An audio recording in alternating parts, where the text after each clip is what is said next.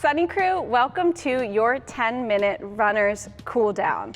I love this class because this is all about self-care, treating your body to what it deserves after working hard in your workout. Maybe you've just come from a warm-up straight into a cool down, and that's cool too, right? You're getting your body moving, you're giving it time to stretch and to get the blood flowing, and I love to hear that.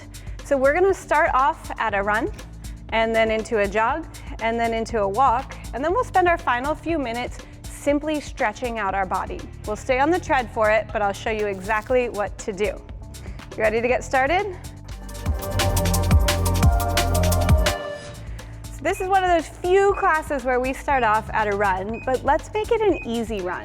So say your top speed in your last class was a 6 and now you've come to this cool down, maybe your top speed now is like a 5, right? Something kind of chill that still fits into that easy run category. We're gonna hang out here for 2 minutes. Now, why would we do this? Likely you were working pretty hard in the main part of your workout, and maybe there was a really quick cool down, but your heart rate is probably still elevated, your breathing rate is still elevated, and your muscles still have lactic acid to get rid of. So we head out on a jog or an easy run to help that process move along. So we are having your heart pump the blood into your muscles, delivering oxygen to them, removing the waste products. Our lungs breathing the air in, getting the carbon dioxide out. So that's exactly why we do this. Sometimes after a run, I just want to walk, but really I just want to lay down. But when I show up for my body with a meaningful cool down, I am thanking my body for the work it's done, and I'm preparing it to recover better and stronger for my next one. So that's it. Let's drop our shoulders down. Maybe our arms get a little more loosey-goosey than they would when we're running hard. All right, 10 seconds, and then we're gonna go down to a jog. So this is an easy run. I'm gonna take 1 mile an hour off into my jog. Let's go there now. All right, whew, feels good. Feels like I hit the brakes a little, and now my stride is getting a little bit longer. Maybe not those quick, tight steps underneath my body anymore, but a slightly looser, more free stride. That's okay at this pace as we're cooling down and allowing our muscles to stretch a little bit. My arms, they're still doing what they're supposed to do, swinging by my sides. I don't need them as much, so maybe I'll take a moment, stretch out my right one, reach it down. I'll go to my left, then maybe both. I can still jog without them. This is a really chill pace. We're here for 2 minutes as well. We're already 1 minute in. So we're gonna hold for another minute and then move our way into a walk. Now, right now you're thinking one of two things. One is like, gosh, did I wanna run more? This is feeling pretty good. And that's cool. You know that you left a little bit in the tank, and some of our workouts need to be that way. Then you may be thinking, oh my gosh, if I have to jog another second, I am simply gonna die. Then that means you really laid it all out on the line in your workout, and this is feeling challenging, and that's great too.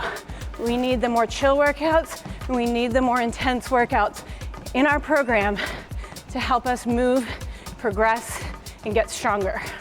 They both have their place. 10 more seconds jogging here, and then we're into our walk. 3, 2, 1. I'm gonna start off at a brisk walk. We're here for 2 minutes, so in that time, I intend on slowing a little bit more. Still, we can reach our arms out again. That's it. Maybe you can shake out your fingers. Good. Now, let's focus on our breathing. Hopefully by now we can breathe in through our nose nice and deeply and then out through our mouth. But you might feel like your heart rate is still a little too high for that, or honestly, maybe even breathing through your nose isn't possible for you. That's totally cool. Then we breathe in and out through our mouth. Slow, deep, intentional breaths. I'm gonna take my speed down just a little, about 0.2. And then with that, I feel my stride get a little longer. And when my stride is longer, I'm sort of stretching my body through movement, dynamic stretching. We're gonna take a much more dramatic version of stretching through movement with long strides in just a moment. But for right now, we walk. One more time, I'm gonna take my speed down 0.2. We're here for about 35 more seconds before we go really, really slow. So enjoy this opportunity to feel your heart rate start to slow. It's no longer pounding through your body, but you're getting a little more mellow. 15 seconds, and we're gonna take our speed as low as your treadmill goes. If you're telling me that's 0.6 miles an hour, that's what it is. You'll see why. So let's do that now. Very, very, very slow.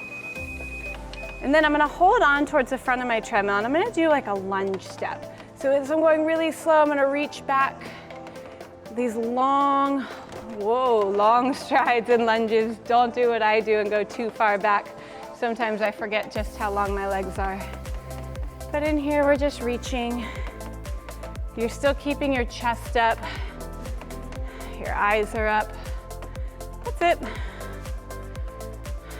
Just a little longer. Big strides. You might feel a stretch on the front of your leg when it goes back. You might feel a stretch in the back of your leg when it's forward. We'll do one more each side. All right. Then we're gonna take your treadmills to a complete stop and we're going to stretch while standing right here.